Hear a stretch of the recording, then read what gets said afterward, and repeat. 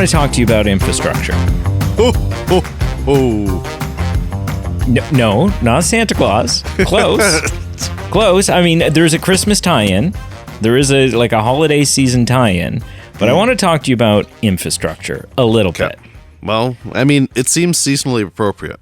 But like right now, and we play it a little shielded about where you work, and we'll continue to do that because the government and the agencies and Agent Shield and the witness protection and so on and so forth.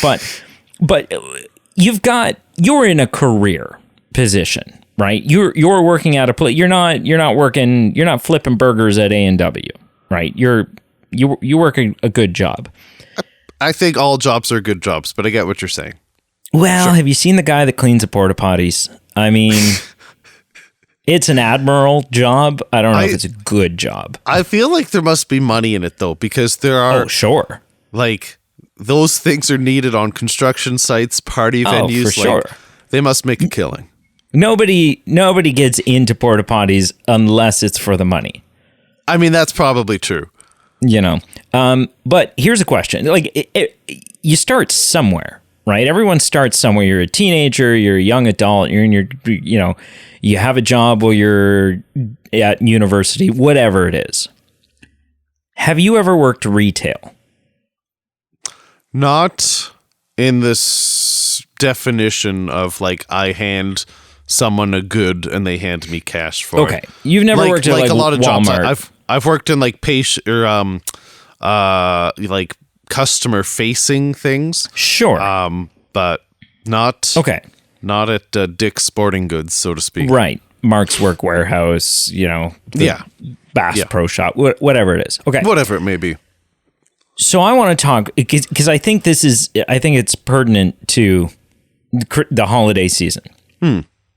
I was at Walmart today. Nice. Well, just kind of finishing up the last couple stocking stuffer, whatever it may be. As you got to do. You got to do. And as I was walking out of the store, first of all, massive lines, and not massive lines because of volume, but massive lines due to lack of infrastructure utilization. Oh. Because when 75% of the self-checkouts are not open. Right. And it's less than a week before Santa arrives. Right. And of the 16 available old-fashioned human interaction tills, 7 of them are open. Right. Yeah. And as a result, there's 20, 25-minute waits in line to check out. That pisses me off. It pisses me off. Yeah. Because it's why? You installed this many here because that was your perceived customer flow, right? This isn't, you're Walmart. You're not future-proofing. Well, in case Walmart gets popular. No, you know how many customers you have. And when you were doing your, and I live in a big city currently. And so ours is because I've been back home. I've been in your Walmart. I've seen the self-checkouts that have been put in there. And it's just this it's such a rinky-dink Walmart in comparison to what we have. Mecca. Yeah. Yeah. And so, I get, whatever. But here in the city, you still have maybe 15 regular checkouts. And then either side of those checkouts is flanked by, I'm going to say 1, 2, 3. Each side is flanked by 20 self-checkout tills. Oh, yeah. So 40 tills there, and then 15. There's 65 available checkout spots. Right. That's a pretty big surge. You can get a lot of people through. Yeah. And 20, 25 of them are open. And so that's just, to me, that's like, what are you doing? But then, and then I, finally, whatever, you check out, you get your stuff, you're headed out the store. I'm looking at the receipt and I realize that I'm not astronomically, but considerably over the agreed upon budget. Oh. And so I'm like, okay, well, and I'm looking at what's in the bag, and I find one item that is going to get me much closer to that budget if I don't have it, and is also one that I was kind of iffy, so like I just kind of grabbed it, but it wasn't something I felt great about. And so I'm like, okay, well, you know what? I'm here. I don't plan on coming back before the holidays because, who wants to do that? The closer it gets to Christmas, who wants to go into Walmart? And so I'm like, well, I'm just going to double back in real quick, return this. It's one item, back on my debit card, no big deal. Mm-hmm. The service counter, I wait in line for another 15 minutes because there's a line of people, 3 tills, 1 person working behind the counter. Less than a week before Christmas. What are you doing? Right. Like, what are you doing? So that's my little, I just don't get it. I don't get it. I would understand if, there was poor planning and we're doing the best we can, but you're not. You're just simply not. Everyone's dying for a job. So I don't know if it's you're just not scheduling enough people, or the people are there, but they're dicking around straightening out T-shirts or whatever when they could have a till open. Like, I don't know what that is. But also, I'm losing all... And, I know that there's people that forever ago have kind of bid adios to Walmart because, there's all these things about, like, how ethical is Walmart's kind of operation and the way they go about that. And I don't know. Right? I don't know the truth or the lies or anything behind any of that. Yeah, it's hard to know. But I do know, and I don't know if Rinky Dink Small Town's got this yet, but I do know that when I'm walking up and down an aisle, and that, like, floor Zamboni cleaning thing that that, like, the guy pushes it up and down the aisles to buffer the floor... The fact that that's now a self-driving robot with cameras and sensors marked all over it, and that's a job that they've eliminated. Right. I sort of tend to lean towards you guys are just a bunch of cheap bastards that are understaffing to save a buck. Yeah. And screwing your customers. You've got all these tills just sitting here. Some of them I don't think I've ever seen opened. Right. Ever. Yeah. Anyways, hello and welcome. Welcome to the Movie Man Podcast. I am Peter. My upset about holiday staffing Walmart's co-host is Brady. And I should say it's not just Walmart. Like, Walmart was the culprit in this situation, and I believe that Walmart is a frequent offender. Right. But everybody, lots of people kind of, the one place that doesn't has never been guilty of this. And that's because I used to work there, and I know that I know what the policy is as far as open tills. Okay. The town that you live in, our hometown. Sure. That I won't say the name of. Yep. But Carl many times has identified as Hanover. Winnipeg. The McDonald's, their policy, they have 3 tills, or they did back in the day. I don't know what they have now because they've changed the counter around and stuff like that. But they had 3 tills, and the policy was, if there are 3 people in the lobby, 3 tills are open. Nobody waits. Nobody waits longer than they have to. Like, and that's cool. Adjust to don't make people wait, I guess, is the ultimate thing, right? Yeah. Yeah. Exactly. That's all you want. That's all you want. Yep.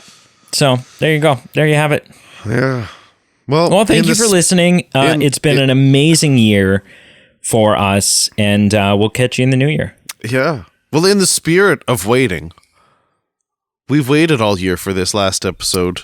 We have. Of the year. I mean, it might not be the last episode, but the last voting episode. No, it is. It is. And for sure the last Christmas episode of Carl the year. and I just wrapped up, we just wrapped up the last news episode for the year. Ooh. And it's very exciting because we get in a little teaser, if you have not listened to it yet. Sure. A non-edited out of the podcast, something left into air. We have a little bit of a domestic. You and Carl? Oh yeah. What? We get a little heated.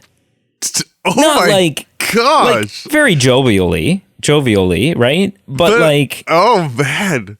basically what happened, here's the teaser. Hold on. Here's a I will just say 20-second teaser. Before you give the teaser, because you guys do get into it sometimes, just about debating whatever you're debating. So this was like over and above that? Oh yeah, bud. Man. So we end the episode off. I had found a list. Entertainment Weekly had released a list of the 20 greatest Christmas films ever made. Sure. And the plan was to end the episode by going through that list, starting at number 20, working our way down to 0. And I prefaced this list. So I email Carl the show notes well in advance.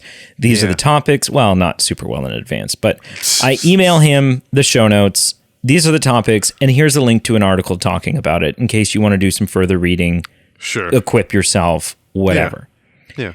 And at the very bottom, I put going through EWs because I didn't want to give too much. I didn't want to say Entertainment Weekly because I didn't want him looking it up. But I just said going through EW's top 20 Christmas films. And I didn't send him a link. Right? Because I myself had not looked at the list. I was like, we'll figure this out as we go. I was like, I haven't looked at this list. I'm just kind of trusting that it's a relatively sensible list. And we put a break in the episode, a break that is actually a funny break and is going to be uploaded to Patreon for people to listen to what was happening during that break. Sure. But basically, we took a break in order to set up a Excel sheet that we both had access to so that we could not only make sense of this list, but then could also rearrange them individually into our own lists. Like, how do we think these should be ranked? And in the process of me setting up that list or that Excel sheet, the bastard Googles the list, Googles the article, pulls it up, and skims through the entire list to see what they all are. Yeah. And I'm like, why would you do that? And so there's this whole back and forth. What ends up happening is I say, well, I'm not doing this. We're going to find a different list. And we found another list, and it was a garbage list. It was a horrible list. It was a stupid list. But I refused. I refused to do the list because he wrecked it. He spoiled it. That SOB ruined the episode. Yeah. So if you want to hear Carl and I really kind of go at each other a little, again. Do I ever? Super cordially. Yeah. But it's not an act. Anything you hear in that episode was not an act. So, yeah. Christmas. I think that you guys should release Patreon content of you guys having domestics more frequently. I think there's something there. Yeah, we should stop editing them all out. Just because it happens like 8 times an episode. But yeah, let's, in the spirit of moving away from that, what are we here to talk about? Well, we're here to talk about our Christmas vote film. And obviously Spirited won as you clicked the episode to listen to it. But let's break down how we got there. Let's break down the vote options, shall we? Yeah, let's do it. I'm really excited to break these options down because I think there's some fun meat on the bones here. Yeah, more than normal, I think. So, in last place was the Polar Express, and a vote option of yours. I was genuinely curious to watch this, so I was kind of hoping it would win. A lot of these, all 4 actually, kind of wanted to win in their own ways. But I've been wanting to watch Polar Express, and I've recently just like seen the children's storybooks. I know Tom Hanks is in it. I was curious, so I have not seen it. What was your experience to bring it forward for this? The Polar Express. I don't know. No, I saw it years ago. Okay. I think it was probably on Netflix or whatever it may be. Yeah. And thought it was okay. Right. And I don't know. Like I don't have any close connection to that film. I just know that it's one of those. I know that it's one of those like iconic films. It's widely regarded to be firmly planted in the uncanny valley as far as its animation goes, because it's very dated animation. Right. But it's also an interesting film because Tom Hanks voices like everybody in the movie. Oh, does he really? He does. Oh, interesting. Yeah, it does like slightly different voices for everybody, right? Oh. And so it's just an interesting pick, and something that I was like, yeah, I don't think we've had this as a vote option before. No. Maybe let's toss it a little love. And so that was it. That was cool. Yeah, nothing special. Yeah. Speaking of something special, the third place vote was Die Hard. Uh-huh. Not a Christmas movie. Polarizing on this show would be... No, it's not. It's not. It would be an understatement. We would have... If you wanted to talk about posting an episode with a domestic... That might have happened if we had done Die Hard. We would have forgotten to review it. It's been... So, okay. One thing, I think it's been a vote option many times and it never won. Yeah. I will speak for you here. You don't think it's a Christmas movie, as you just said. Well, no, it's not that I think it's not a Christmas movie. It's not a Christmas movie. Historically, I've always said the opposite. Yeah. Listen, this one threw us a curveball. We were so committed that it had won. Like we like at first glance, the voting options were like, oh, I think this is the winner. A lot of people voted for it. I started watching it. I watched about 8, maybe you poor man. I watched about 65% of it until we like firmed up the vote, and we went, man, this didn't even win. Didn't even tie. Didn't even come in second. Didn't come in second. So, and I'll tell you, and this is again, if Carl and I fighting isn't enough to get you to check out our Patreon page, right? It may have won the popular vote, but our patrons, came in clutch and voted for other things. Yes. Yeah. And one of the things that you can get through our Patreon is increased voting power. Yep. And so they just kind of swept in and changed the game. Well, and like you said, there's so many votes came in for Die Hard that just anecdotally, I'm like, okay, this has to win. And then, when we started tallying it up, it's like, ooh, all these powerful Patreon supercharged votes were not for Die Hard, for other films. And then that just really levitated the other options forward. Yeah. I will say this. If we had reviewed this film, I still fundamentally disagree with a lot of the things that you say. Okay. In that, in general or about the film? About Die Hard, I think if we had, I just want to let you know, even if we had done Die Hard, I still don't like your politics. Like I just,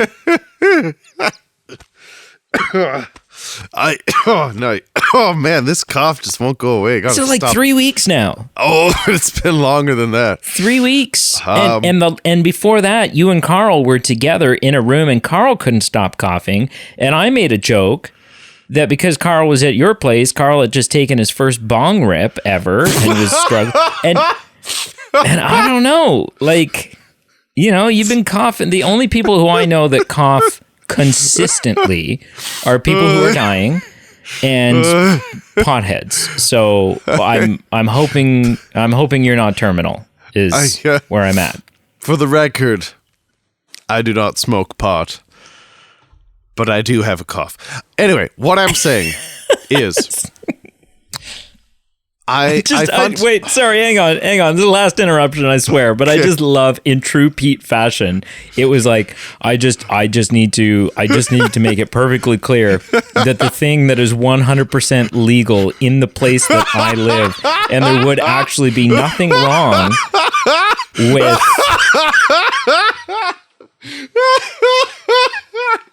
there are many jobs that don't allow it. Correct me if I'm wrong. I don't even think your job would give a shit if you toked a little on the weekend. I think most jobs, like if you were like on shift, similar. Oh, no, for sure. But like a pilot or a cop or whatever, you just can't do it, period, because it's got to be like 30 days after you did it before your next shift. Like, whatever it is. Right. But no, it was so funny to me.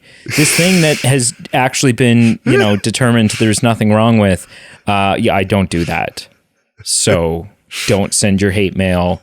Don't call the police because they won't care. Pete Alice McGee, do not, in fact, ever take substances. It was good. It was like a true Pete moment. It was amazing. What would the last episode of the year be without a Pete moment? I'm very cautious with my caffeine intake. I just want that to be well known. I just want that on the record. Yeah. I ordered a medium coffee today, and I didn't even drink it all. I'll fight through a headache before I go anywhere near Advil. Exactly. Yeah. Listen, no. With Die Hard, I there's some things that I just fundamentally disagree with on your take on it. That, things, we can't get into it all, but like, okay, the sequels aren't even set at Christmas, so that doesn't make this a Christmas movie. That, I don't buy that.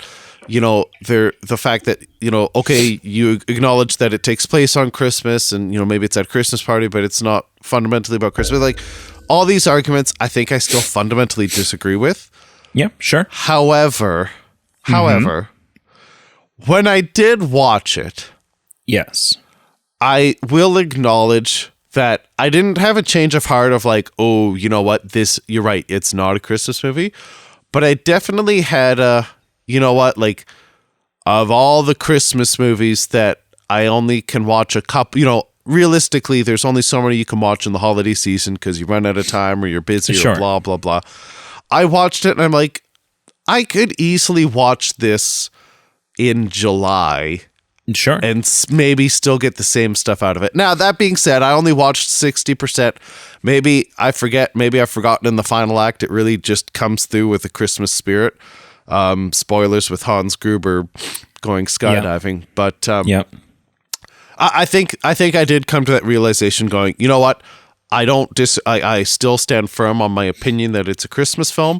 But there's a lot of films that I would far more rather be watching when it's seasonally appropriate and I get more out of emotionally. Right. You're not going to watch Home Alone in April. But yeah. Because with Die Hard, if you change the day that it's on, right, and you remove the 2-second nod at the beginning to why they are where they are, nothing about the film changes. The story doesn't change. Jeez. Sorry. Jeez, man. Nothing about it changes. It does not change the film because Christmas has nothing to do with the plot of Die Hard. I will neither confirm nor deny what you're saying, but I will just say, yeah, you know what? If I could only watch 5 Christmas movies this holiday season, I would have to... Die Hard's getting the cut. It might have to get the cut because there's more tried and true ones that need to get in there. I'll watch it in January. Yeah. Right? Whereas as soon as New Year's, like I can watch a Christmas movie or two between Christmas and New Year's. Yeah. But once New Year's happens, no, it's done. It's done. The moment is past. Yeah. Second place, speaking of films close, that you but can not watch quite. any time of the year. No. Was You the could. holiday. The holiday. Yeah. You could also watch The Holiday any time of the year, I think. I think it fits in that same... I don't know. I think you could. My instant reaction is probably you could, but I don't remember enough. Like, it's been a while, honestly, since I've seen it, so I can't remember. Because the name The Holiday refers to them going on a holiday. Right. Right? All, the characters individually are. I don't even know if it is. I think it must be. I think Christmas happens during the film at one point. Sure. Okay. But that happens in many films that are not Christmas films, right? It's like, and then for 10 minutes of the film, we reached the point in the time jump that they do. It's the same with Miracle on 34th Street. You could set that movie on July 7th and it would have the same outcome. Little bit of disagreement there, but that's fine. I mean, it's about a shopping mall Santa. It's so like, you know. Oh yeah. Yeah. No, but The Holiday, it's definitely been on the bench a lot of times for voting options and has never quite come there. Our friend and ally of the show, Emily Mader, has not only voted for it but gave her open availability that if it won, she could have joined us, and it was just not meant to be. Ally of the show only because she was supporting your bullshit voting options that never win? Oh, absolutely. 100%. Okay. All right. Perfect. Just to clarify. Perfect. All right. I will just say the one funny line. If she was like super into the idea of us doing Paranormal Activity and wanted to be on one of those episodes, you'd be like enemy of the show. Movie men hater. Movie men bigot. Yes, bigot. Yeah, there you go. And then we have the winner, Spirited. Mm-hmm. A movie that I know was on your radar because I remember you chatting about it last year. It's new. Yeah. I mean, it's still only about a year old. Came out last year, yeah. Came out last year. And it won. It clearly won. Which surprised me a little, I think. Yeah. Like, I think it's, like, it doesn't surprise me that it was capable of winning. Sure. But surprised me that it beat out the others in the way that it did, right? That, like, it performed so much better than something like Die Hard did. Right. Just because I know how many morons there are out there that, are like, let's do Die Hard. And so I was like, in that exact voice, too. This is the year. This is the year. I think maybe this will slide into our initial impressions, but it is interesting that it won, and I think it just speaks, the interest on my part maybe speaks to, there's a lot of movies that have come out in the last year, so that whether they're Christmas or non-Christmas movies or holiday or non-holiday movies, but they have a lot more hype around them, and considering just the actors and maybe the scale of this movie, for me, it just seems, and maybe I'm just living under a rock, that this movie kind of just slid under the radar a little bit. I mean, I think it did for a lot of people because it was like, it never got a theatrical release. It's an Apple TV release. Yeah. So yeah. Anyway, I thought that was interesting that, here we are. Here we are. Should we get impressions? Yeah, let's do it. Okay. What I will say is this is not my favorite Christmas movie. Sure. This is my third time watching it. I watched it twice last year, and I watched it once this year. Okay. 3 times last year. 3 times. And although it's not my favorite Christmas movie, it very possibly top 5. Wow. Very possibly top 5, because the only other thing that lately my initial impressions, I personally feel like I've been letting them get a little long-winded, and so I'm not going to do that. What I'm going to say, because we'll unpack this, What I will say is I think that this film, for being a Ryan Reynolds, Will Ferrell, maybe the only good Will Ferrell Christmas movie. So deal with that.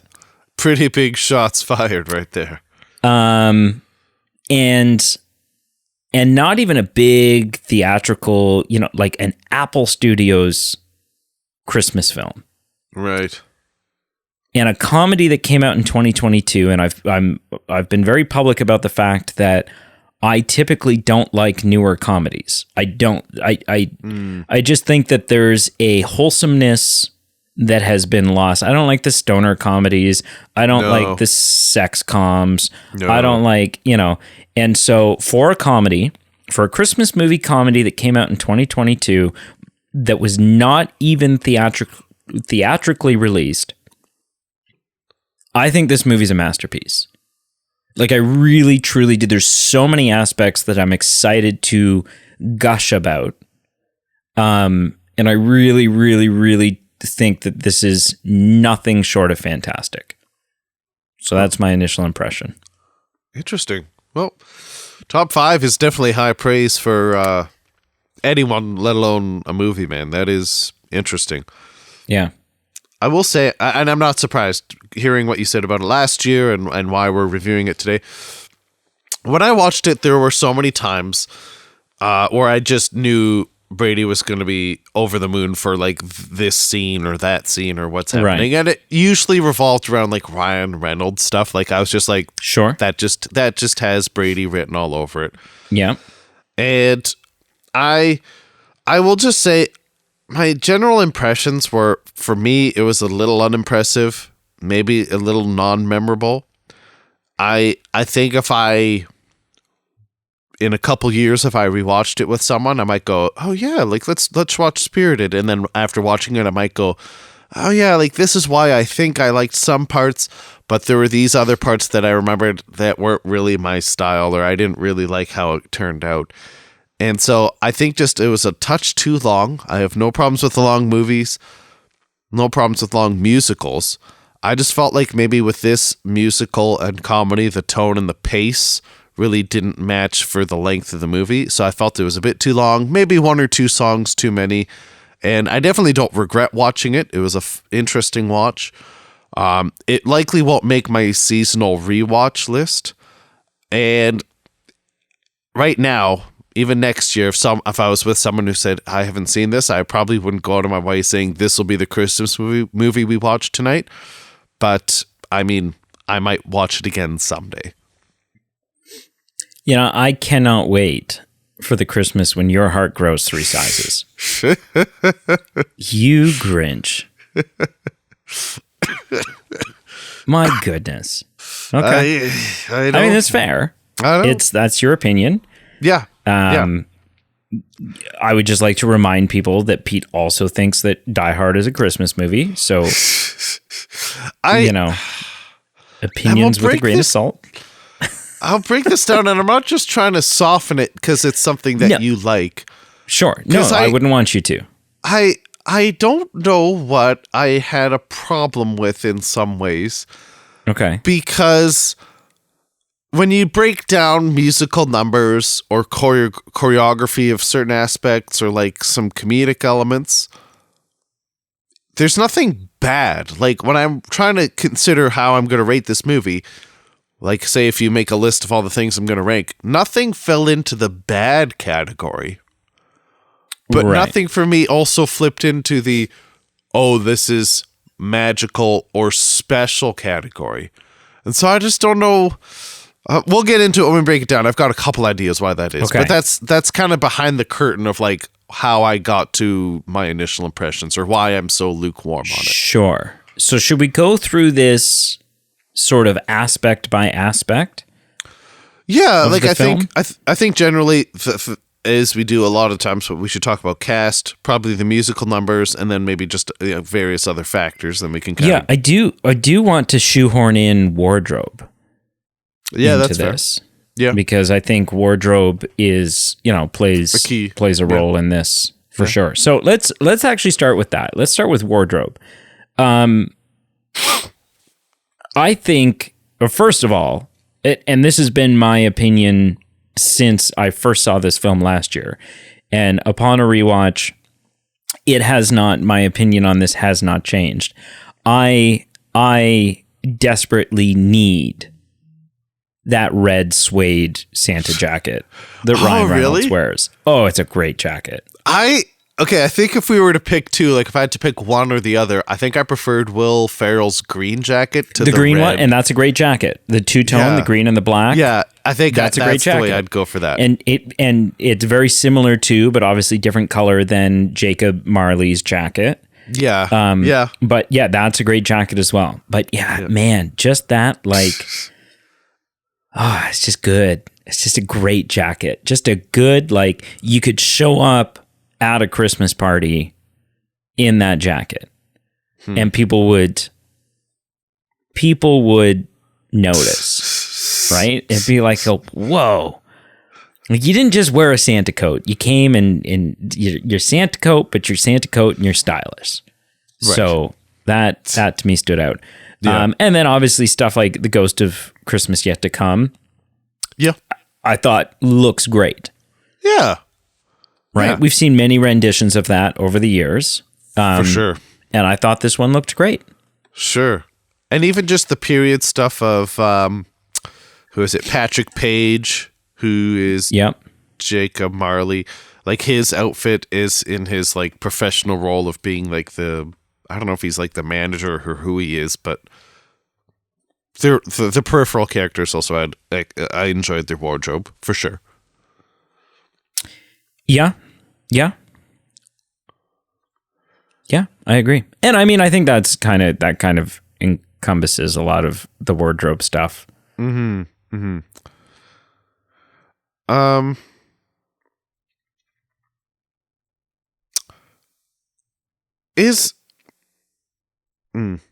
Do you have anything more to add about the wardrobe before we jump to something else?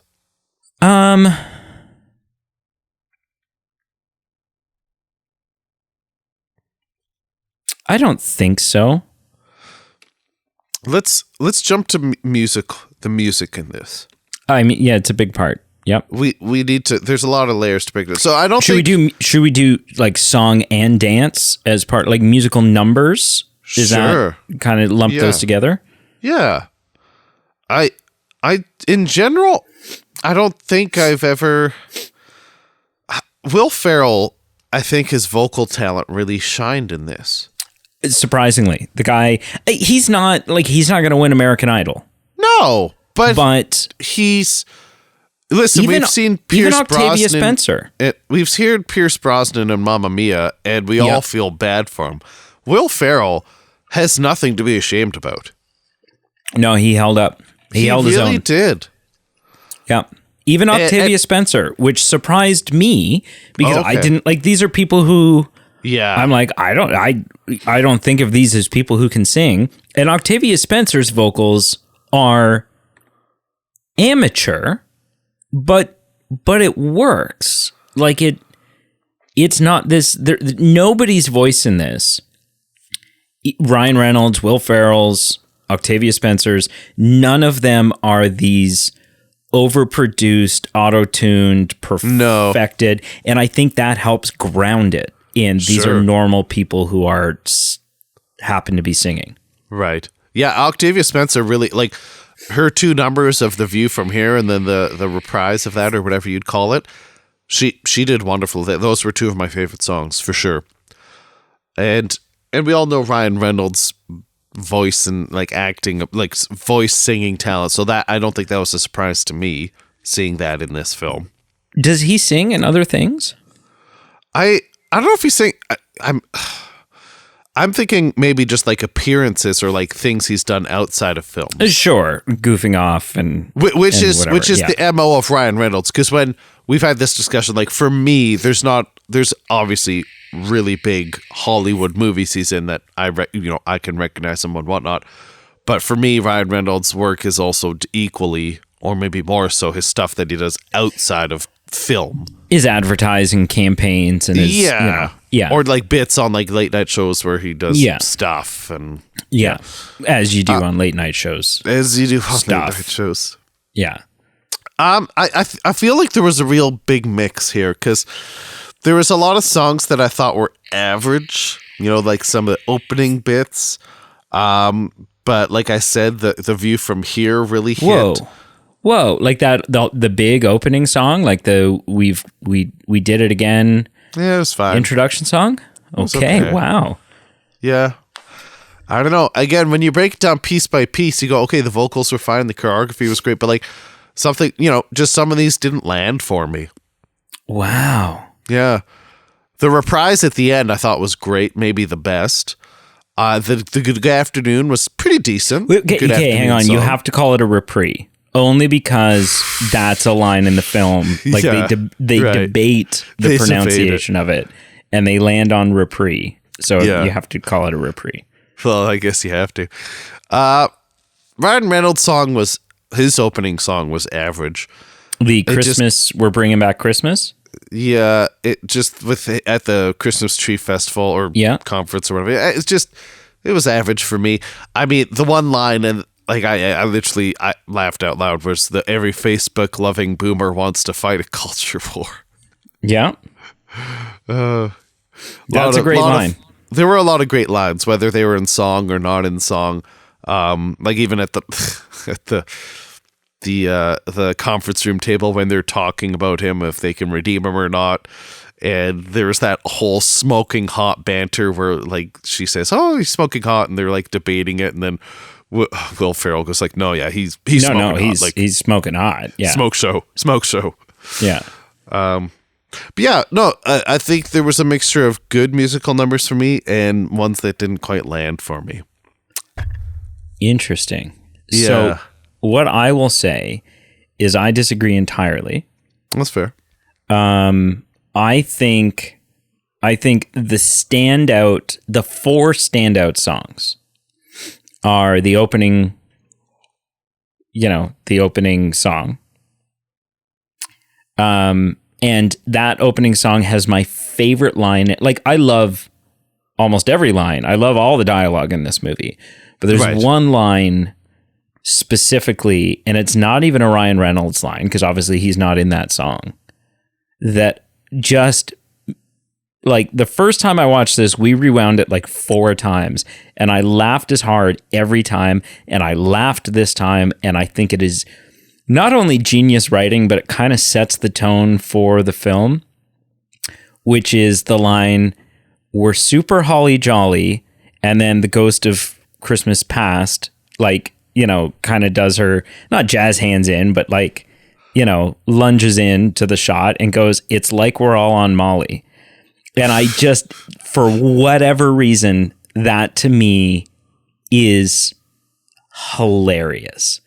That it's this Christmas song and just that line interjected, I think is hilarious. I do like the Bringing Back Christmas Tree Convention song. I like the reprise, but I also love the Good Afternoon song. Yeah. In the 1800s. Yeah. What I love about this film is, and it's interesting because it kind of goes against what I've said about musicals in the past. You and I have reviewed several musicals. One of the first films that we reviewed, was it the first? No. When did we do Grease? It's either like the first, second, or third film. I think it's like third or fourth. Yeah. It's pretty early on. And we shit all over Grease. Like we certainly did. We hated that film. Like, well, it was just, there were some great moments, iconic moments. And I will say the spot, like, it would still fall into the category of me personally. I would throw that album on the Spotify list for me just because I enjoy the music. Is with maybe, like, I don't think I would ever put the Spirited soundtrack on Spotify. And that's just me. That's not a slight on Spirited. That's just me. Okay, that's fine. But where were you going with that? Well, so and sort of what I had arrived at with my musicals Sure.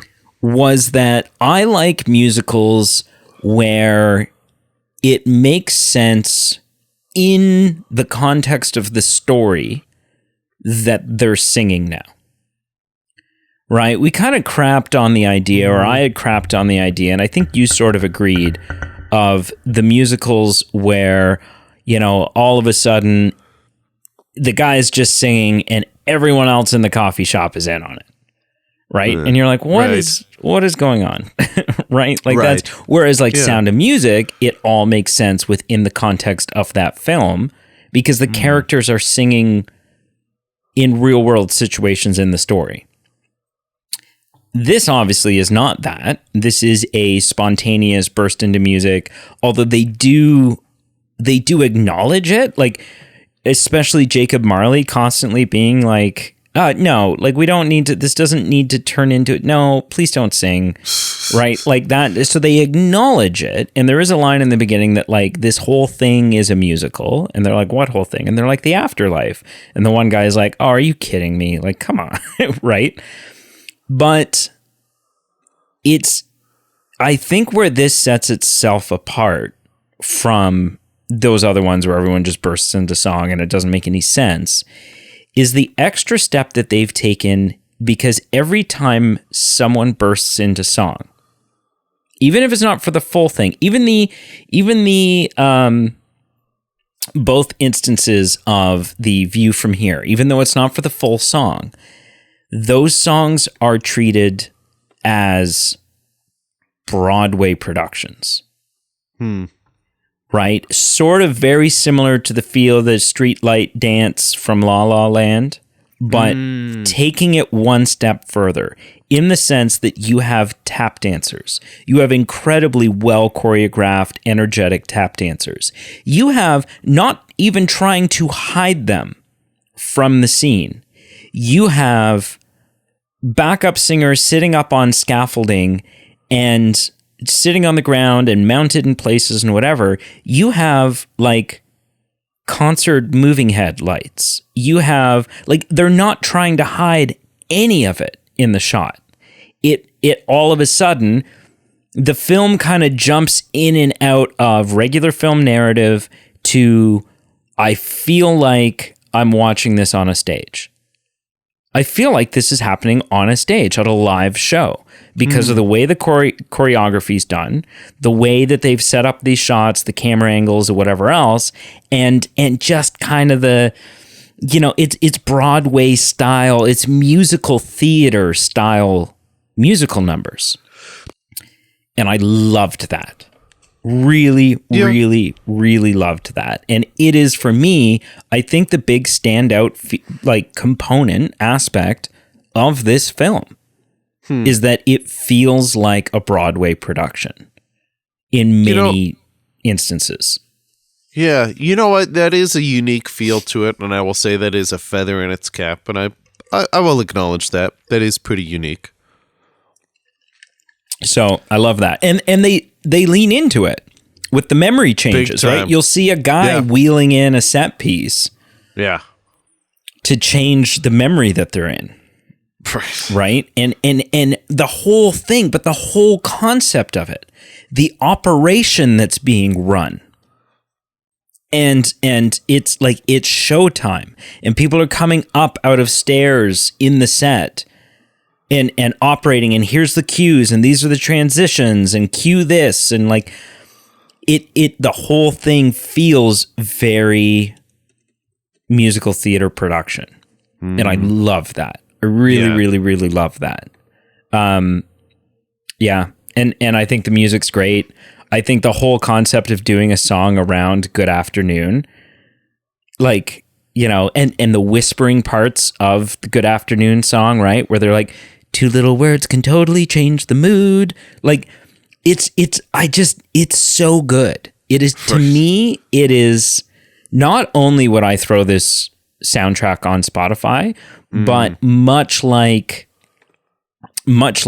what happened a year ago, since watching this film, so many of these, like, I'm singing the songs, right? They're stuck in my head. Right. and it's just something special. Like what they achieved, the direction that they chose to take and lean into, and then ultimately how they pulled it off, I think is a big part of what makes this a masterpiece. Is that they didn't follow anyone else's mold in how you would do this type of musical. I can absolutely agree that is true.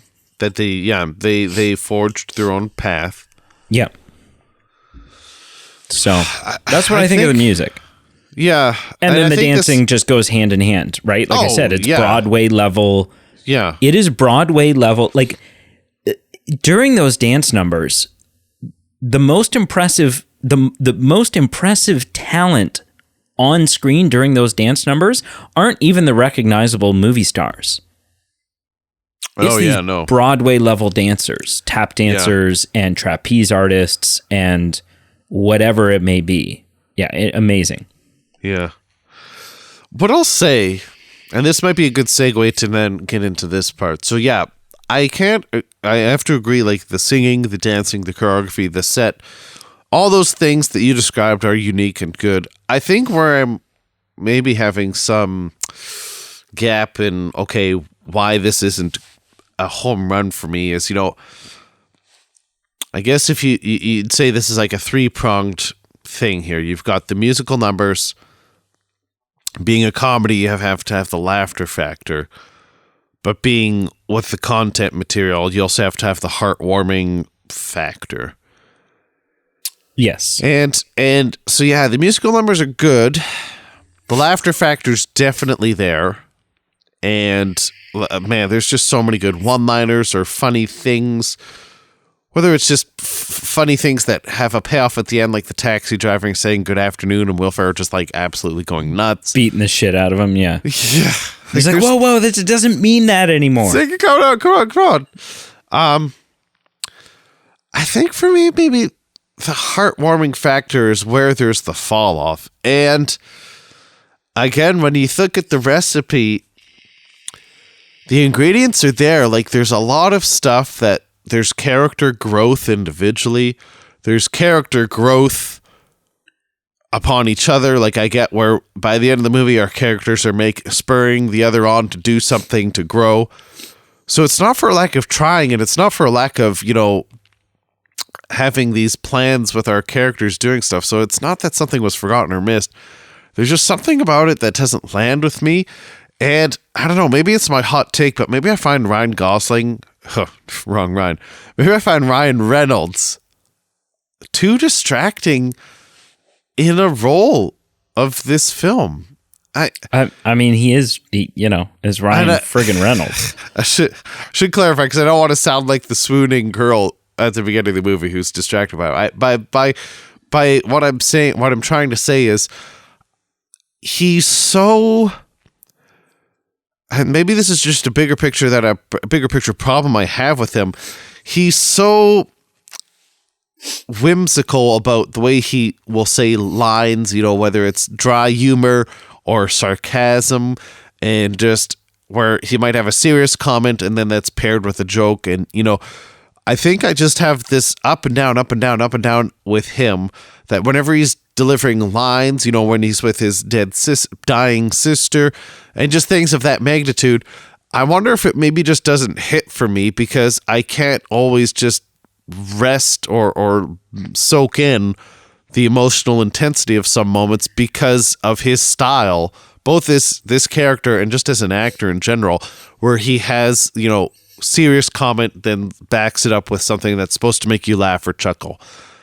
And I think maybe that feeds into what I had a problem with, where mixed with Will Ferrell, I actually didn't have a problem with, but some would classify him in the same vein, where he's in a lot of funny movies, some of them raunchy, yeah. But a lot of the time, funny movies where even like in L for this, where there's maybe a serious comment, that it's kind of like backed up a few steps when he says something silly.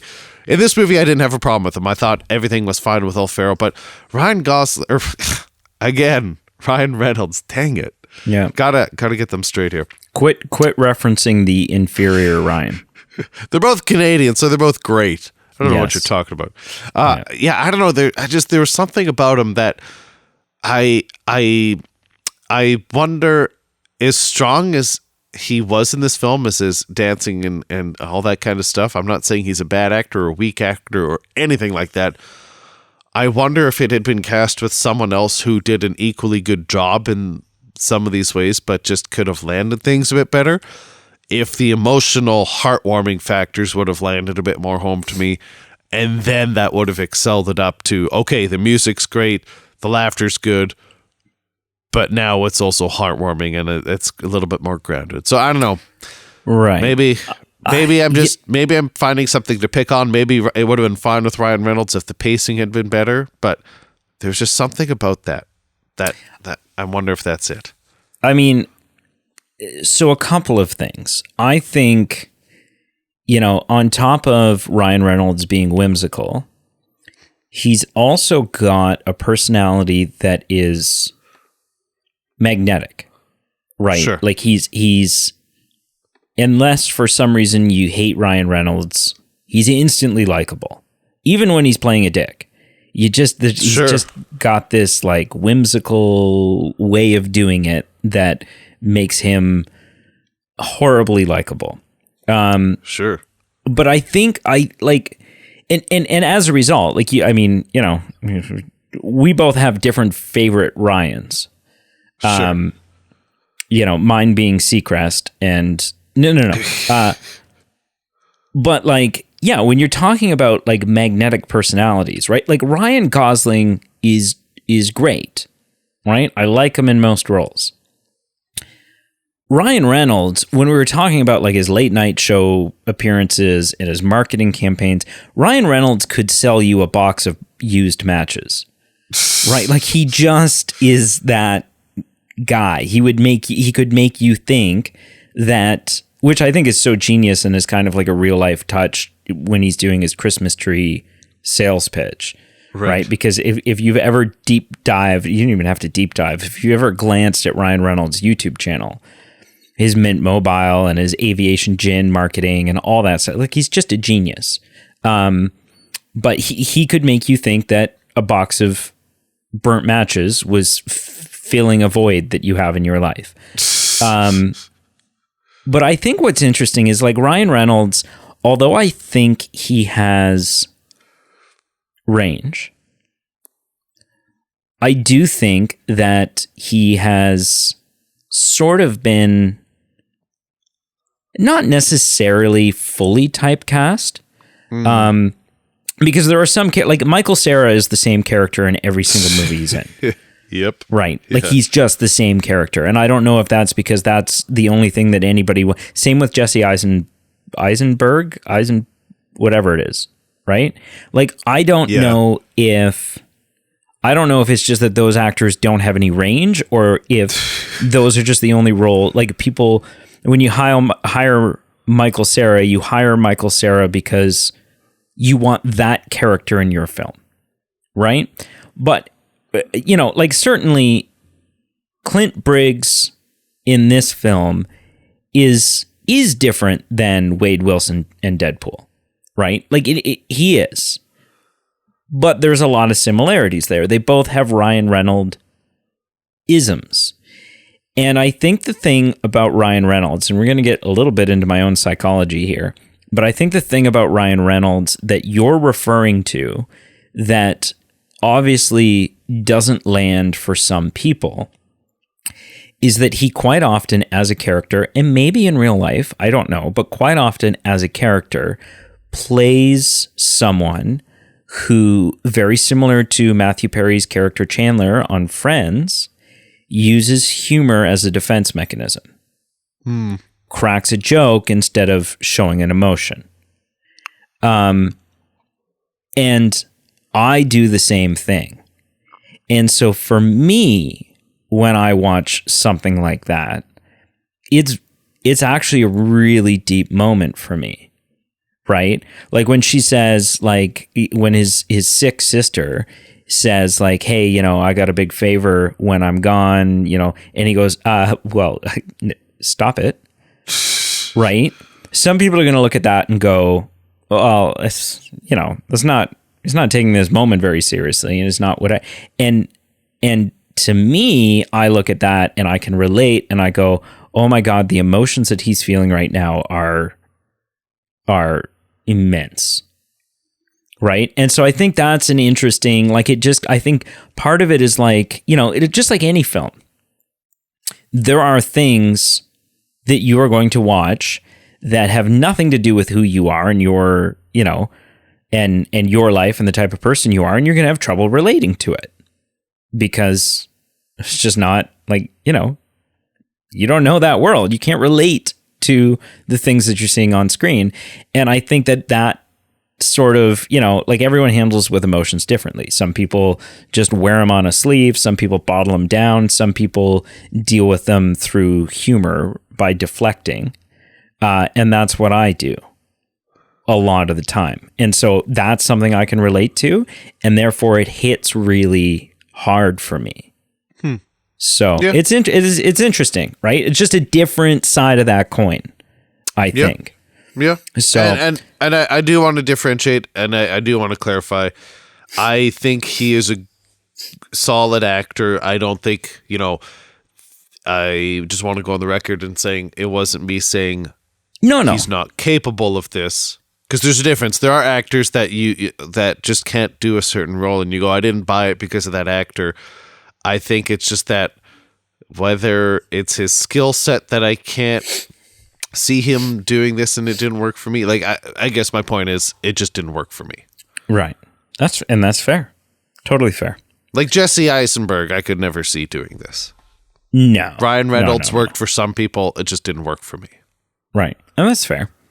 Yeah. I do want to touch on just the general premise of this film. And I mean, it's applicable. Didn't we had an episode maybe last year where we talked about the hundreds of renditions of A Christmas Carol. Mm-hmm. Yeah. And so I think I love this take because it is in some ways another version of A Christmas Carol. But it's also so much more than that, and they took and expanded the lore a lot, right? It kind of, if you look at the original Christmas Carol story through the lens of, there are these three ghosts, these three powerful entities that are just simply helping out this nobody ghost, Jacob Marley. Right. Yep. Sort of complete this task to help out his living friend Ebenezer, and this is kind of a one-off, and he's just sort of pulling in some favors. It's a story that we all just kind of accept because it's a Christmas Carol and it's old as dirt, but it's a lot less feasible once you start unpacking it and thinking about it than something like this is. That this is a thing that happens, right? Why would there be a Ghost of Christmas Past if there wasn't normally a need for there to be one? Right? Right. What does the ghost? Yeah. What does the Ghost of Christmas Past normally do? Right. When not helping out with this one-off situation. So the fact that it is a reoccurring anomaly. Yes. I guess that's an oxymoron. A reoccurring thing, operation that, throughout time, people kind of cycle in and out of, right? Obviously prior to Jacob Marley dying, Jacob Marley was not in sort of the director role that he's in. And so to kind of have that is cool. Right. And then the reveal that the current Ghost of Christmas Past, the Ghost of Christmas, or not past, present, for the guy that's been the Ghost of Christmas Present for the last 170 years or whatever it would work out to be, is Ebenezer Scrooge. Right? And that he The OG. The OG, the one that at some point we don't know the answer to this. We don't know how this never gets unpacked for us, but the one that Charles Dickens ends up writing a story about. Right. So presumably, I would assume the logical explanation to that is at some point, Charles Dickens is a perp. Right.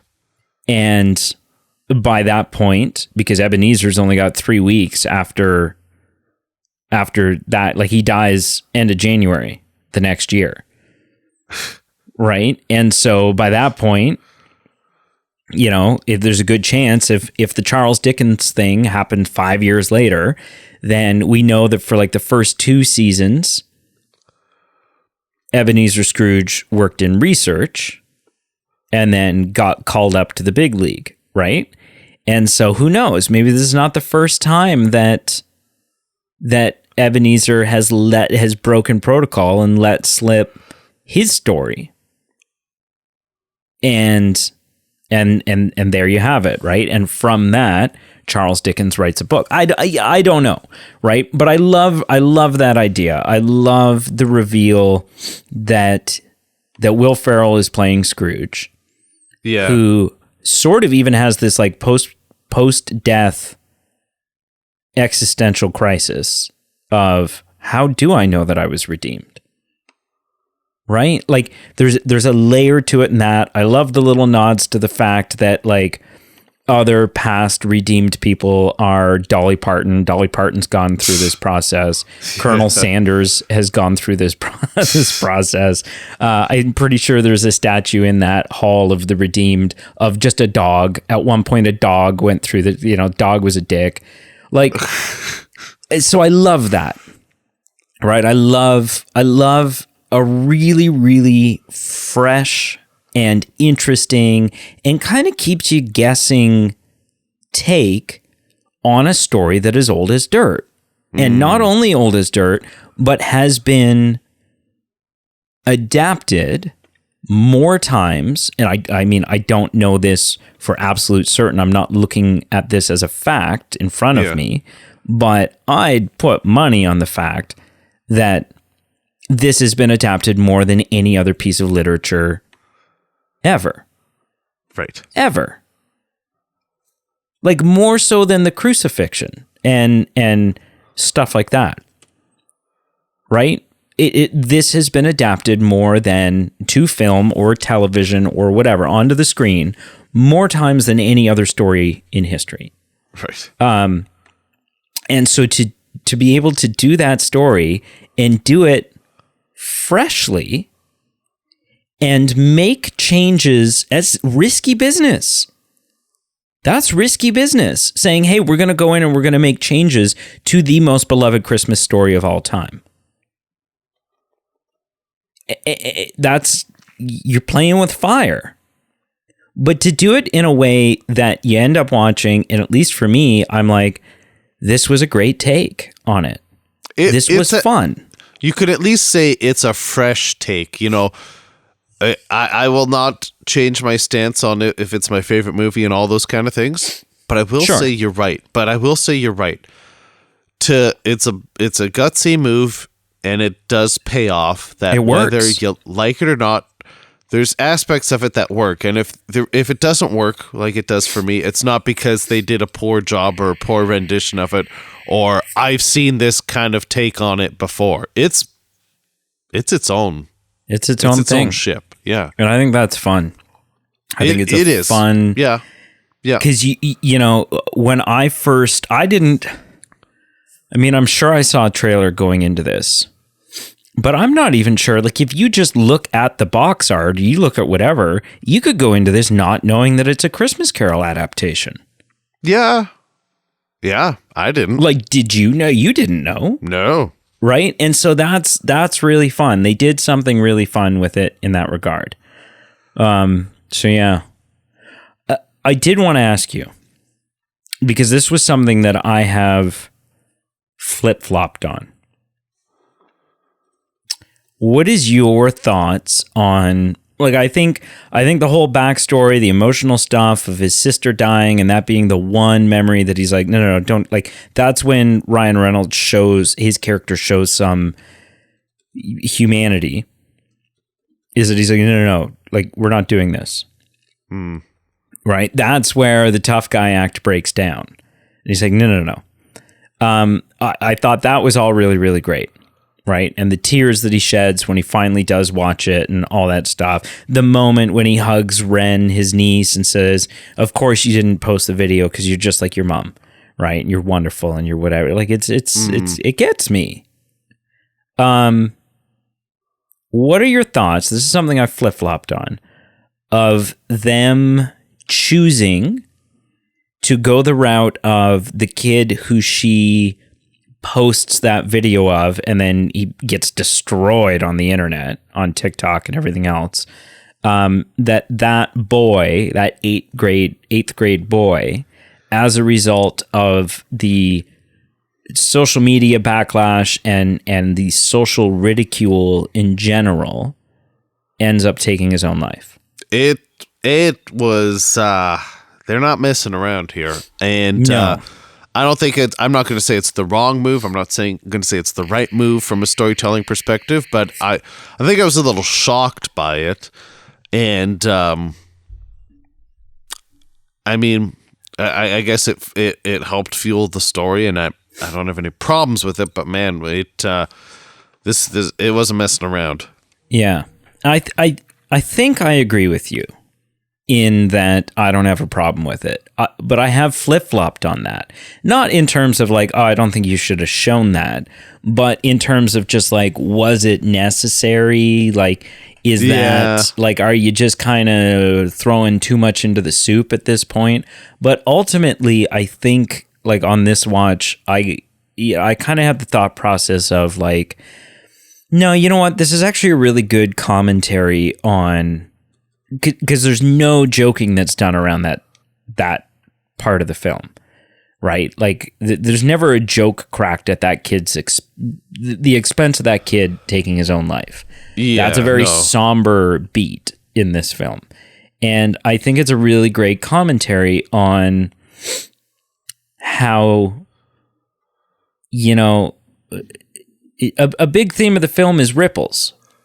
Is how your good actions, your positive actions, can have ripples and spread joy. Right. And I think this is an example of how the opposite is also true. Yeah. And negative actions can have ripples.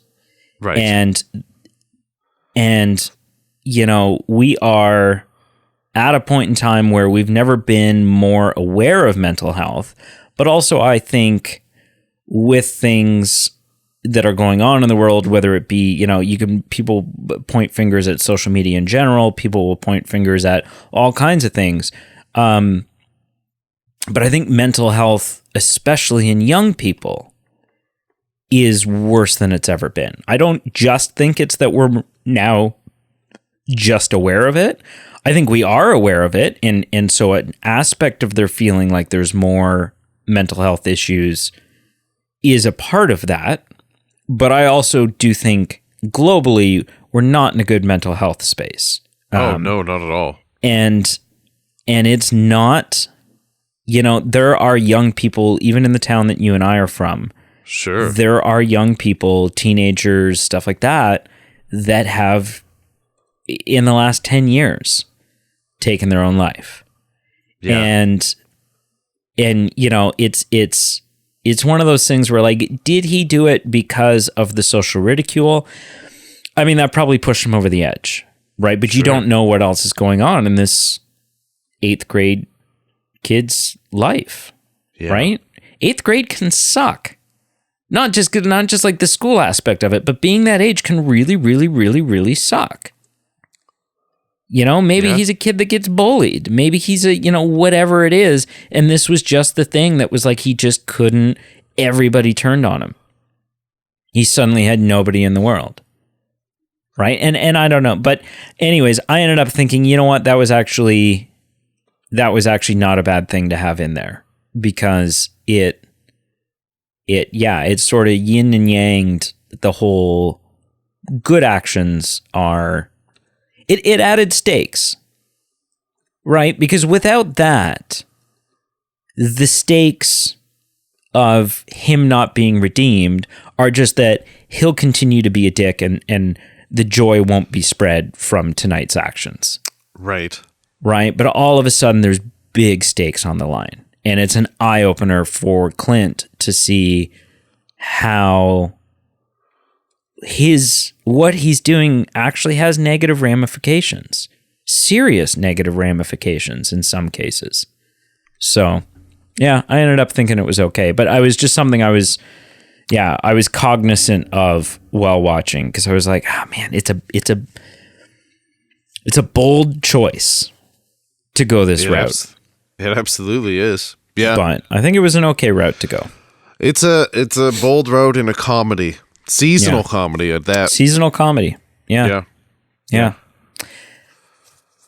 Is there anything else you want to kind of cover on? I mean, like I said, I love this film. I love it through and through. We could do a 6-hour episode where we sit down and we watch it and we pause it and we break down, and I tell you how each scene has got all these moments, whether it be choreography or whether it be a line in a song or whether it be a comedic beat, and how I think that it's just golden. But obviously that's not the game that we're playing today. So is there anything else that you either, stands out as something you really appreciated, something you would have had done differently, or something that just like flat out didn't work for you?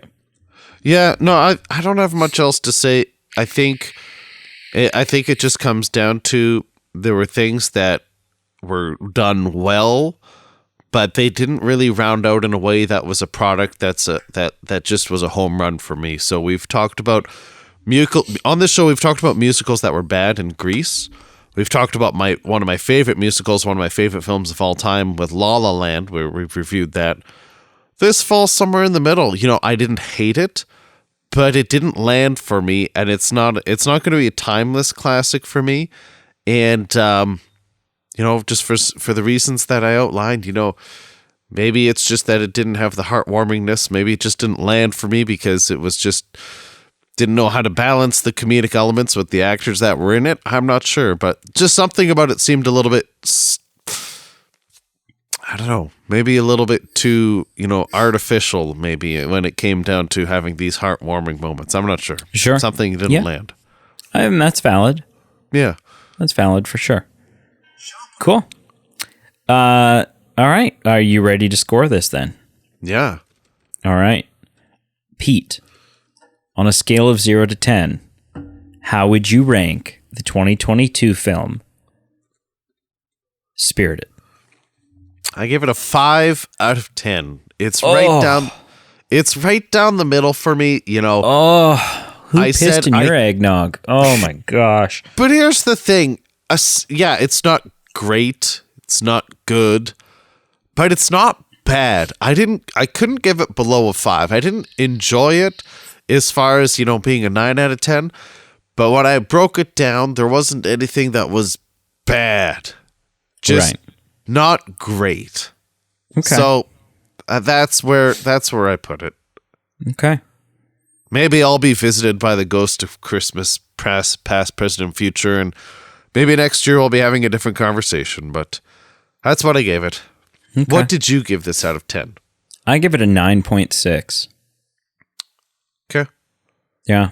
I really, really, really, really like this film. Yeah, you're digging it. There's maybe the one odd joke from some of the supporting characters or whatever that I'm like, whatever. Sure. And that makes it not a 10. But to play off your at the cottage, would I watch it kind of analogy? Yeah. I'm pretty sure that the septic at the cottage could be backing up and I still wouldn't turn the movie off. Jeez. Like it's just so good. It's so good, man. Yeah. I told Carl, because Carl hasn't seen it. Oh, okay, yeah. And I said, well, don't watch it because I want to watch it with you. Right. And he says, okay, well, he's like, sure, but if Emily wants to watch it with me, then we're gonna, and I said, well, that's fine, but tell me, because I'll drive. Like, we'll watch it. It's fine. I'll bring 3 copies just in case. I'll bring, yeah. You want Blu-ray? You want DVD? What do you want to do here? Yeah. No, it's yeah. I really, really like this movie. Really like it. I think it's just something super special. Really well done. Really nice touch that he dies. That his sacrifice, as Jacob Marley says, his sacrifice wouldn't mean anything without consequences. Right. Yeah. Right? That it's not this apple pie ending. No. Not and at that he's all. able to use the skills that he has in marketing and PR and whatever else to go on to be not only the ghost of Christmas Present, but kind of sidelines Jacob Marley a little bit. Like, Jacob is now sort of just there as like a figurehead. Right. Like, he's the captain. He's calling the shots. He's running the show of the Afterlife Christmas operation and expanding. Right? They're going to do several operations a night. So, no, I think it's great. What did you watch this week? I've been doing this for a while, but I'm just going to talk about it now. For the last few weeks, I have been rewatching, not in order because there's 11 seasons of it, but I've been watching bits and pieces of Frasier episodes since. That's not what I thought you were going to say, and I was really stressed out. What did you think I was going to say? But then I was pretty sure the show that I was thinking only had 10. What were you thinking? I was like, so help me God, if you say Lost again, I'm just... like, I'm just done at that point. I'm done with you, done with the show. For the record, there's only 6 seasons of that. Oh, yeah. Well, who would want more, right? So. But yeah, ever since in October when the pilot was released of the new season of Frasier, and I assume you're caught up on the new show. No, I've not. So I watched the first episode. Okay. And then it was one of those shows that was then going to be released weekly. So my plan is then, you know what? I'm going to wait till pretty much any time now. I'm going to wait till sometime in the holidays, get my Paramount Plus subscription going, and then binge it all, just so I don't have to wait week to week, and then I can get into it. I'm still don't know what people have been saying about it. I've been trying to kind of just stay out of the headlines, just to kind of keep it neutral. But you did watch the pilot. I did watch the pilot, and it was exactly what I wanted. Really? It made me laugh. I cried. I teared up. I was heartwarmed. I was entertained.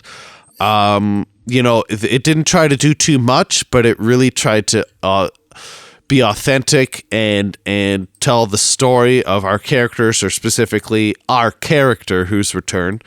And I really was impressed with how Kelsey Grammer can still hold a room. Like, the other actors are adequate, they're fine, but man, he can just, his acting ability is so good. And I knew that, but I was reminded of it in the pilot. So that lit the fire into me to go, you know what, it's time to go back. And I've been watching, I've probably watched 20 or 30 episodes of Frasier since then.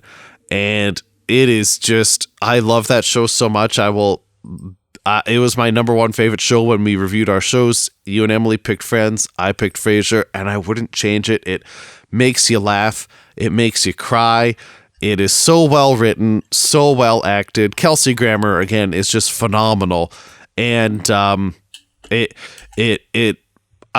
my hopes aren't too high for the new show, just because I don't want to overhype it. I'm excited to watch it. But the thing that it's reminded me of is how much I loved the original show, and how much it just is entertaining for me, and everything that it brings to the table. So I've been watching Frasier, and couldn't be more happier. Well, that's really interesting, because I haven't checked out the new show. Sure. But I was always my thought going into it, or my skepticism going into it, was like, well, I mean, without Niles and without I don't know. It felt like a big part of what was the dynamic of the show Sure. is not there. And so how could it be as good? Or how could it, feel worthy of making? I completely echo everything that you say, because that was my concern too. And as much as I think I'd be open to that show, because at its core, it was about these two really quirky brothers who were snobs, but yet also relatable, and yet also were just, you rooted for them sometimes. And, as much as I would have liked that to continue in this new show, I would worry that the danger in that would just be, let's just go back into the same rut that we've done in the past. And from the pilot, what I've seen so far in the new show is this show isn't about just reliving the glory days. It's about showing the next chapter of Frasier's life. And it's a very different chapter. The same person, he's a different person, but it's a different chapter. And you know what? I think it has the potential to be a very different and better show as a result of it, just that it's a new chapter and not just rehashing the same thing. And John Mahoney, who is no longer with us, he's passed away. He played Frasier's dad in the original show. There was some really artistically woven in aspects to pay really great respects to him, both the character that he played and him as an actor. And it was done in such a heartwarming way. I teared up as a result of it. I felt stronger connection to Frasier, to Kelsey Grammer as a result of it. So I think it was in that pilot, it just wasn't, I was pleased with it because they did things that were not just like the easy, low-hanging fruit of, well, let's just get, Niles and Frasier on the screen again and just relive the glory days. It was like, no, let's work with where this character is now and have an emotional response from it of not just, putting on the greatest hits or reliving the glory days. So we'll see. Maybe I'll watch the whole show and go, wow, that was a train wreck, and that's very possible, but I'm happy with realistic expectations. Sure. Okay. Cool. Oh, and I'm looking now, man, that dog is so dead. Because there was a dog from the original show. And I never thought of that. Dogs don't live that long. They don't. But I mean, that ultimately that doesn't matter, right? Like, how many Beethoven films have there been? I'm pretty sure it's not the same dog in every film. No, it has no bearing artistically to the show. It's just, when I pulled up the cast list, it also, it pulled up the dog, and I'm like, ooh. The dog has its own IMDb page? It must. His name was Moose. Weird. Yeah. It's a Google page. It's not a true... Oh, no, it's an IMDb page. Yep. IMDb. Weird. Very, very weird. Okay. Well, I see... Oh, he passed away in 2006. As you do. Just the content our Patreon or our podcast listeners are here to listen to. What did you watch this week? I don't think anything. Okay. Just swamped with work, and the holidays are coming, and I'm just wanting to triple, double, quadruple check. Yeah, no, nothing. Yeah, that's fair. Is that true? We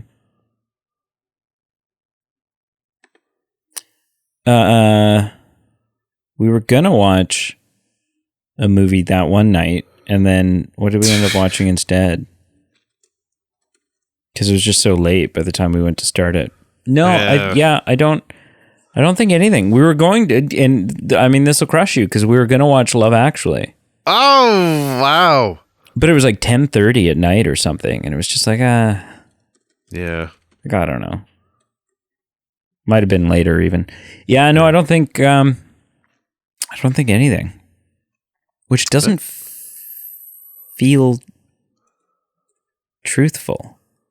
In fact, I know it's not truthful, but I don't know what the hell we watched. It was something on Netflix? oh, this is going to bother me. Well, if there's nothing that comes to mind, I'll do the housekeeping of wrapping things up. Wrap this up, and I'll tune you out entirely. We will bounce back. So thank you for listening. Whether you listened all year just to this episode or somewhere in between of just tuning in when you were wanting to, we appreciate you joining us. We hope you have a restful holiday time, and stay tuned for more content next year, whether it's our movie news, our new voting options, whether it is just listening to our back catalog of things. There's so many things for you to listen to. Check out our links below, like, follow, subscribe wherever you can. Check out our Patreon page, merchandise page. Thank you so much to all our Patreon supporters. Really means the world to us, both for your support and just helping the show keep the lights on. And until next time, good afternoon. Yeah, I don't think there is anything. So I second your good afternoon.